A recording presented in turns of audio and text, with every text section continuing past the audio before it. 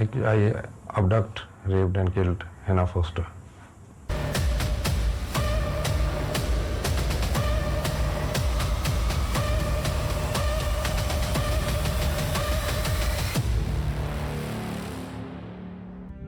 Hannah Foster was born on August 31st, 1985 in Hampshire, England.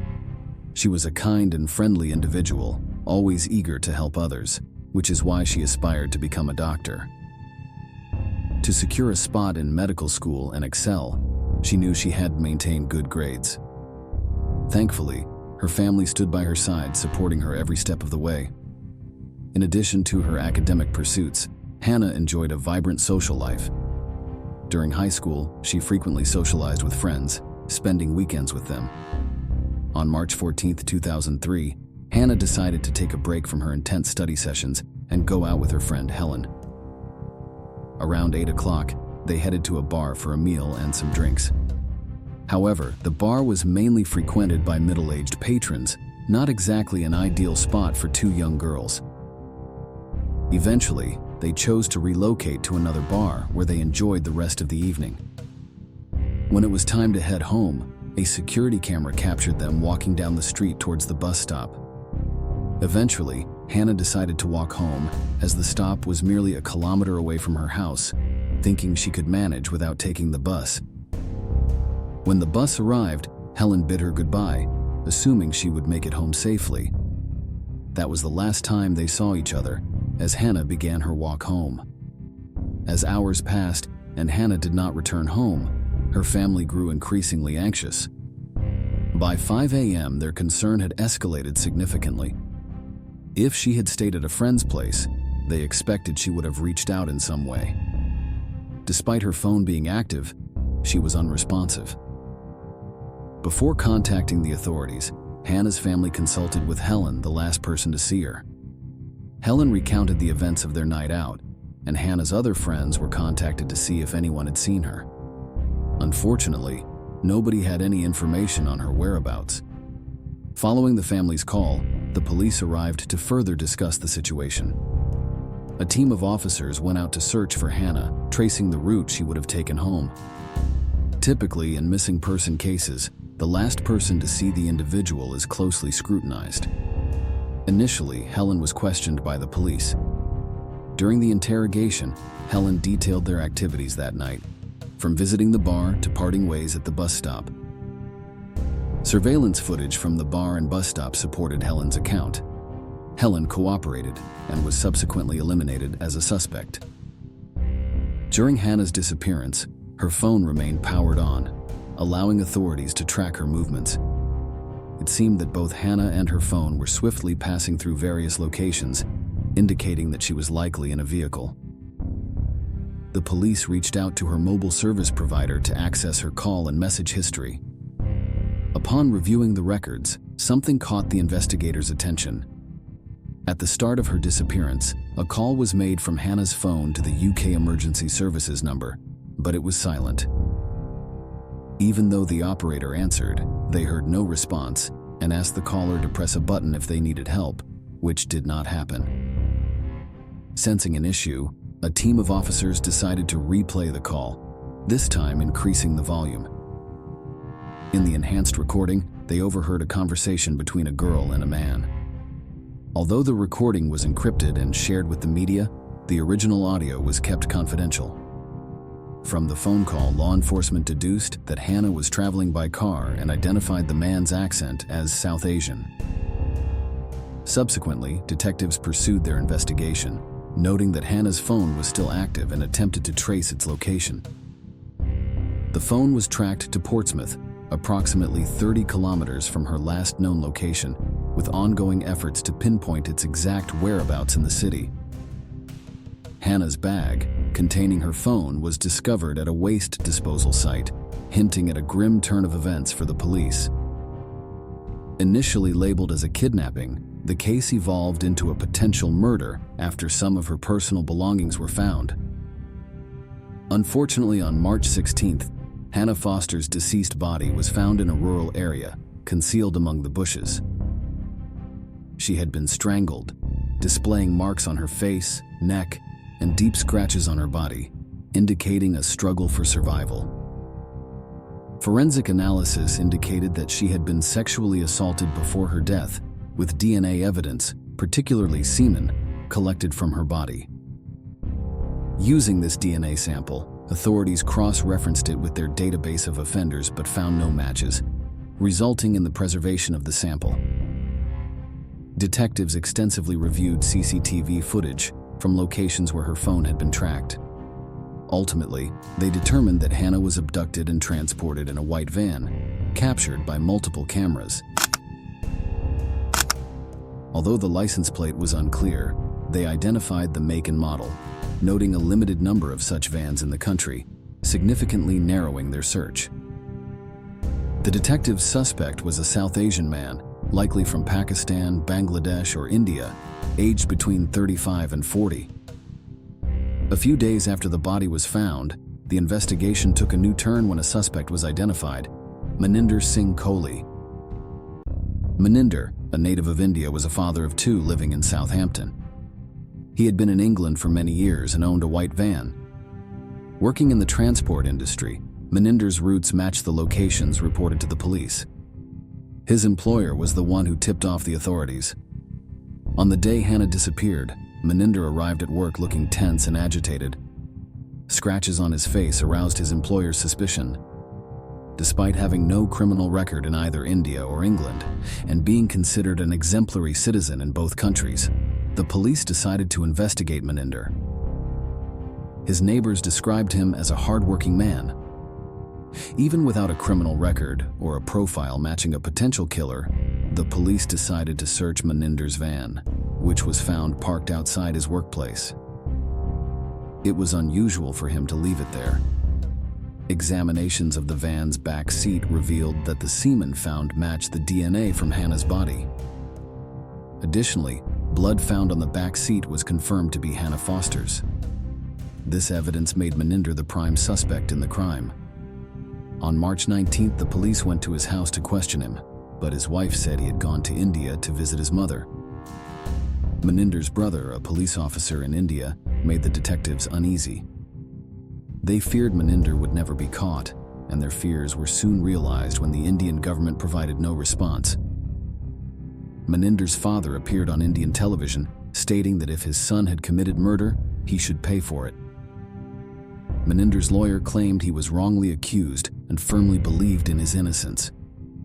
No one knew where the suspect was, leaving Hannah's family desperate for justice. Neither the UK nor Indian governments pursued the suspect. So Hannah's family traveled to India to expedite the case. They gave interviews to Indian media and distributed flyers with Hannah's photo, offering a reward for any information leading to an arrest. पिछले साल England के शहर Southampton में बलात्कार। A few days after Maninder arrived in the country, a taxi driver contacted British authorities, reporting a passenger who strongly resembled him. The man had introduced himself as Mike, claimed to have worked as a courier in England, and said he was on holiday in India. Despite the information provided, it did not lead to his capture and the case went cold. A routine police check stopped a bus traveling from India to Nepal. Recognizing Maninder's face from the news, the police officer identified him. Although there was no extradition agreement between Nepal and the UK, it was assumed he was trying to escape there. Maninder had already assumed a new identity, changed his appearance, secured a new job, and even had a new wife. Hannah's family and friends had hoped that the situation would come to an end, with Maninder's extradition to England. However, despite his arrest, the extradition did not happen immediately. Maninder even confessed on television shows, admitting to kidnapping, raping, and killing Hannah when asked by a host. I abducted, raped and killed Hannah Foster. Despite this recorded confession and knowing his whereabouts in India, authorities did not promptly send him to England. With the help of his brother, Maninder hired a team of lawyers and made 35 appeals to prevent his extradition. However, these efforts failed in 2007, and he was eventually extradited to England to face trial, arriving on July 28th. Charged with rape and murder, Meninder pleaded not guilty, denying the interviews he gave in his home country. Initially, he claimed to have found Hannah's body in a car, panicked, and disposed of it where the police later found it. However, this story contradicted the CCTV footage and Hannah's location history. DNA testing in England confirmed that the semen found on Hannah's body belonged to Meninder Singh Kohli. According to the prosecution, on the night of the incident, Hannah bid her friend farewell at the bus stop and started walking home alone. Meninder, on his way home from work, saw Hannah walking alone and decided to approach her.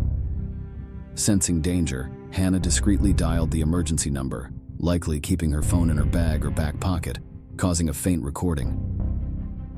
Meninder coerced Hannah into his car, potentially offering her a ride or using force. After driving a few kilometers, he took her to a secluded area where he raped and then strangled her before disposing of her body at a waste site. He then discarded her belongings, not realizing that her phone was still on and could potentially trace back to him. In November 2008, Meninder stood trial in England and was convicted of Hannah Foster's murder, receiving a life sentence with a minimum of 24 years. He may be considered for parole in 2032. Before we dive into our next story, if you could take a moment to hit that like button, it would mean the world to us. A single click for you is a huge boost of encouragement for us. Andrea Vazquez, born on April 11, 2004, in Downey City, California, grew up with her Mexican immigrant parents, Eduardo and Ana, along with her older sister, Edlin. Despite having a small circle of friends, Andrea was well known for her intelligence, sense of humor, and cheerful personality. Her father, from a young age, encouraged her to play sports, leading Andrea to focus on soccer until the age of 14, where she had successful seasons in the Downey Soccer League. However, her true passion for fashion blossomed during high school, prompting her to pursue this interest by studying fashion design at Fullerton College while also working part-time at a mall. Andrea's love life began to flourish in her late teens when she started dating her high school sweetheart. On a fateful night on August 19, 2023, while on a date at Penn Park, a terrifying incident took place. Engrossed in their conversation inside the car, a white Toyota truck pulled up beside them. Initially dismissing it, they continued talking until the driver of the truck suddenly emerged, wielding a gun, and began shooting at the couple. Andrea was hit by a bullet and fell behind the car while her boyfriend, shocked, crouched down. Realizing Andrea was injured, her boyfriend, in a state of panic, deliberated on his next move. As the gunman advanced with the rifle raised, Andrea's boyfriend bolted, leaving her behind. Fortunately, the gunman let him go without firing more shots. Seeking assistance, Andrea's boyfriend approached another couple in the park, who then called emergency services and informed Andrea's family about the tragic incident. Using the Find My iPhone feature, Andrea's sister traced her location to a secluded area in Moreno Valley, Riverside County. When they arrived at the site before the police, they began their search. Regrettably, Andrea was nowhere to be seen, and the presence of a pool of blood in the vicinity heightened their fears. Meanwhile, Andrea's mother and aunts went to the Downey police station for help, reporting Andrea's phone location. They informed the officers, citing eyewitness accounts from the park, that a white truck had taken her, urgently requesting immediate action. Unfortunately, they faced bureaucratic hurdles and left disappointed. The Downey police mentioned they couldn't intervene right away because the location was outside their jurisdiction. They stated that stopping every white truck on the highway was not feasible. Consequently, the Downey police reached out to the Whittier station for coordinated cooperation and officially reported Andrea as missing. The Vazquez family couldn't understand this neglect. They firmly believed that jurisdictional boundaries shouldn't be an obstacle in emergencies. Fortunately, the Whittier police sprang into action as soon as they were notified. Officers were dispatched to the Moreno Valley location indicated by Andrea's phone, where they conducted extensive searches in the vast open area. They also used social media platforms to disseminate missing person alerts, hoping to receive any leads on Andrea. Believing they would find her alive, the Vazquez family organized a vigil at Penn Park, the site of Andrea's abduction, and prayed for her safe return. Sadly, around midnight on August 21st, the search concluded in sorrow. Police revealed that Andrea Vazquez's body was discovered in Whittier, approximately 48 hours after her abduction. The Moreno Valley location where the body was found was about 100 kilometers from Penn Park and not far from the location indicated on her sister's phone. Whittier police informed the family of the devastating news the following day, marking the most heart-wrenching day of their lives. Friends and family gathered at Penn Park to pray and reminisce about Andrea with cherished memories. Her mother also granted an interview to the press, calling for an end to the severe criticism aimed at Andrea's boyfriend. They harbored no resentment toward him for leaving Andrea. They believed he acted appropriately by fleeing to seek help. However, many online users disagreed. Some argued that he should have stayed and confronted the assailant. Some even speculated that he might have been involved in the incident, although these allegations were baseless. Despite this, the public backlash took a toll on him, prompting the decision to keep his identity confidential in the media. As the Vazquez family grappled with the aftermath of their tragic loss, authorities later that same day made a significant announcement regarding the case. On Monday afternoon, they revealed that Gabriel Esparza had been arrested and that the probable murder weapon had been located. His arrest actually occurred the day before, just a few hours prior to the discovery of Andrea's body. The police apprehended him without incident and impounded the white Toyota truck used in the heinous crime. The firearm Gabriel used had been registered to another family member, as California law mandates individuals to be at least 21 years old to own a gun. As the investigation was ongoing, the police chose not to disclose any further details. However, the press reported that Gabriel, a university student with no criminal record, came from a respectable family.